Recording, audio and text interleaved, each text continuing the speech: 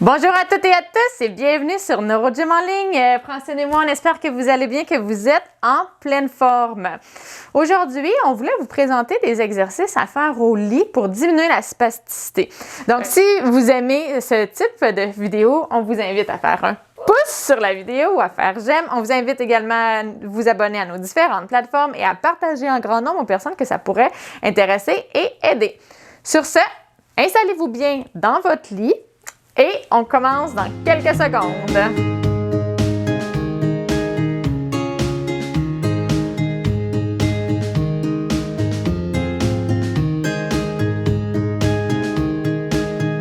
Excellent, on espère que vous êtes bien installés. Donc, on va faire ça un petit peu en séquence. Là, on est assis sur le bord du lit, mais on va commencer couché, comme si vous vous leviez, puis que vous voulez vraiment débuter à relâcher vos jambes, ou relâcher la spasticité. Des fois, en se levant, on n'en a pas tout de suite de la spasticité, mais c'est quand même bon de mobiliser les jambes pour pouvoir prévenir qu'il y en ait beaucoup qui s'installent quand on va se mettre à se mobiliser. Fait qu'on va faire ça en étapes. On va commencer couché, puis on va finir qu'on va se lever pour débuter notre journée. Excellent! Donc, Francine est couchée. Elle ne se couche pas comme ça dans son lit, là. Elle va dans l'autre sens d'habitude. C'est juste pour les... pour la caméra. Donc, elle va vous montrer qu'est-ce qu'elle fait le matin pour pouvoir étirer ses jambes. En fait, je vous rappelle que la spasticité est en extension. Je ne sais pas si vous voyez un petit peu, mais Francine, aujourd'hui, elle a de la spasticité. Ben non, ça paraît pas du tout. Ça paraît pas du tout, hein? Ses jambes, en fait, ses pieds restent dans les airs, ils ne descendent pas. Les quadriceps sont très spastiques. Puis, à l'habitude, on étire un peu avant de commencer nos séances, mais aujourd'hui, on ne l'a pas fait. Donc, on voit bien ce que ça fait, la spasticité. Puis là, on voit ça descend tout doucement. Fait que c'est exactement ça. On va voir comment aller briser la spasticité en chaîne d'extension pour aller plier, aller faire de la flexion. Là, tu vois, ça... Oui, c'est ça, ça descend, ça descend tout doucement. Des fois, c'est un peu plus vite, des fois, c'est un peu plus lent. Ça dépend des journées. Puis, vraiment, là, la spasticité, c'est super variable. Francine, elle me disait, moi, je suis comme une boîte à surprise. Ben, c'est un peu ça, la spasticité. Il y a vraiment beaucoup de facteurs qui vont influencer la spasticité. Si ça vous intéresse, je vais mettre dans la description un lien d'une vidéo que j'ai fait où j'explique les différents facteurs qui vont augmenter et également les facteurs sur lesquels vous pouvez agir pour diminuer votre spasticité. Sachez que c'est quand même difficile à gérer dans certains cas, donc dans plusieurs cas, la majorité des cas en fait, c'est quand même un petit peu difficile à gérer. Il faut une approche qui est vraiment multifacette, avec plusieurs approches en fait, puis souvent on a une équipe multidisciplinaire quand on a beaucoup de spasticité pour vraiment gérer bien la spasticité.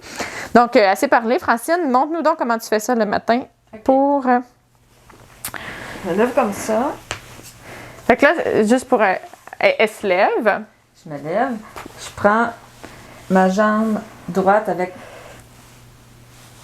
mon bras gauche.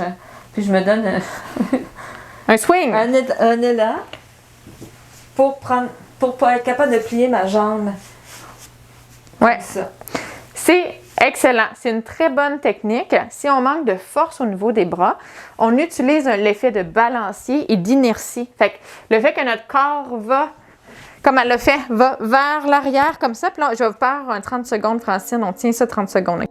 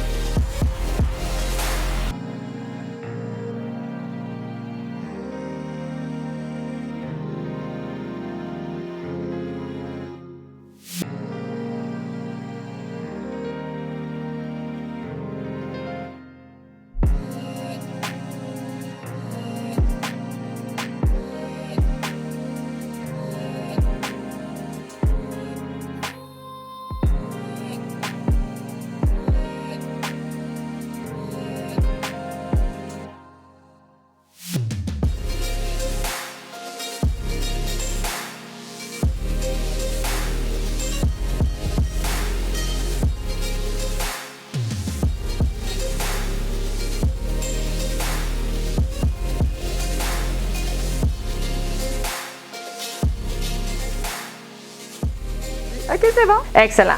Fait que là, maintenant, un autre exercice que je vais faire à Francine, c'est faire de la mise en charge. On va rester couché. Puis là, elle va ramener ses 2 jambes. Mais je vais l'aider. On y va. Je vais t'aider. Je vais être fine. OK? On met le pied là. On ramène l'autre jambe. C'est correct?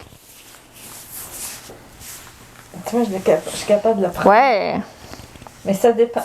Ça dépend. C'est correct. Là, je sais pas si ça va tenir. OK. Bien, ça, c'est un bon exercice. Moi, je vais y tenir les jambes, mais d'essayer de tenir aussi comme ça parce que ça va réveiller les moyens fessiers. Puis après, pour être debout, ça fait une grande différence. Puis là, même si vous n'avez pas de contraction très forte ou que ça ne lève pas, c'est un bon exercice à faire pareil. Il est peut-être un petit peu plus complexe parce qu'il faut tenir les jambes. Mais ce que vous allez essayer de faire, c'est de pousser puis de faire le pont. Parce que ça fait de la mise en charge.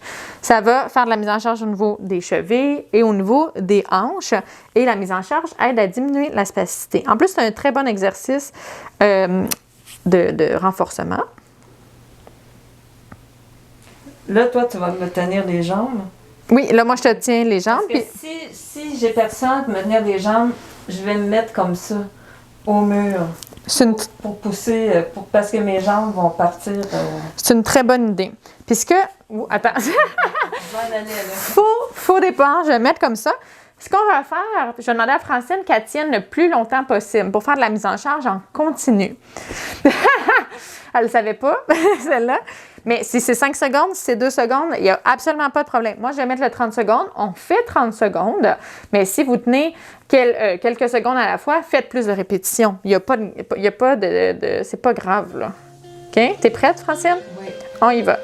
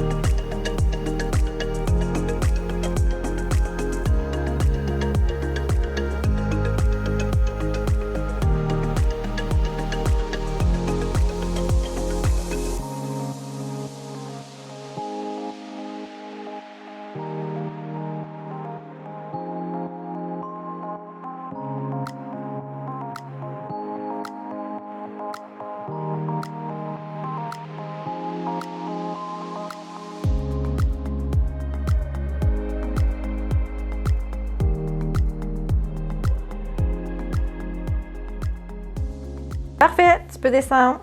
Yeah. Super. Maintenant, c'est le temps de se lever un petit peu. Ce qu'on va faire, puis ce que Francine, elle me disait aussi, c'est que récemment, elle a commencé à se mettre à genoux dans son lit.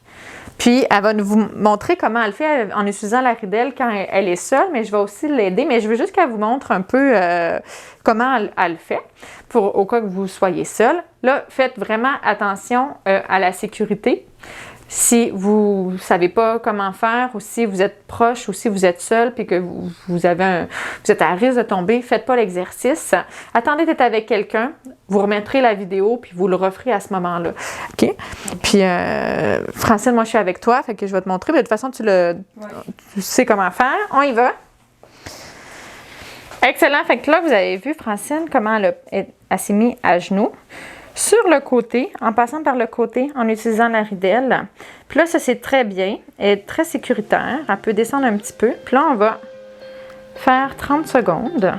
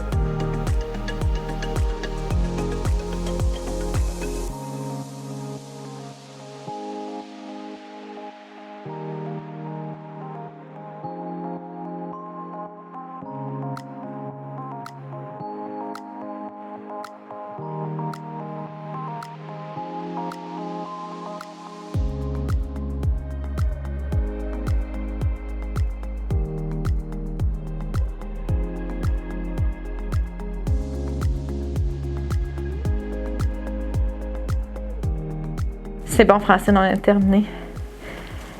Hey, yes! Yeah! Donc, excellent. Maintenant, ben, Francine a fait 3 exercices pour bien se réveiller, travailler les jambes, étirer, faire de la mise en charge, faire du contrôle moteur également. Fait que là, c'est le temps de se lever. Fait qu'on va faire un exercice pour se préparer à se lever. On l'a déjà fait, je pense, ensemble, mais c'est un exercice qui est un peu comme les squats, qui est bon pour vraiment beaucoup de choses. Je vais demander à Francine de faire des assis debout avec son aide technique.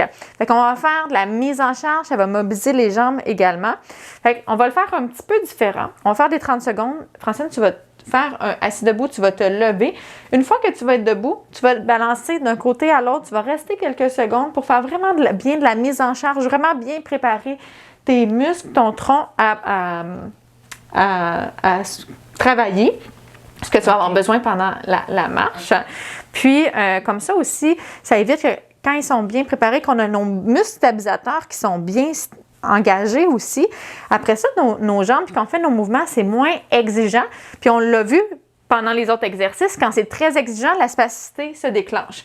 Fait qu'on veut mettre toutes nos chances de notre côté pour être bien prêt, puis que les exercices, puis que chaque petite chose soit bien mise en place pour que les exercices, dont la marche par exemple, soient plus faciles à faire. OK? Oui. On y va. On met la technique.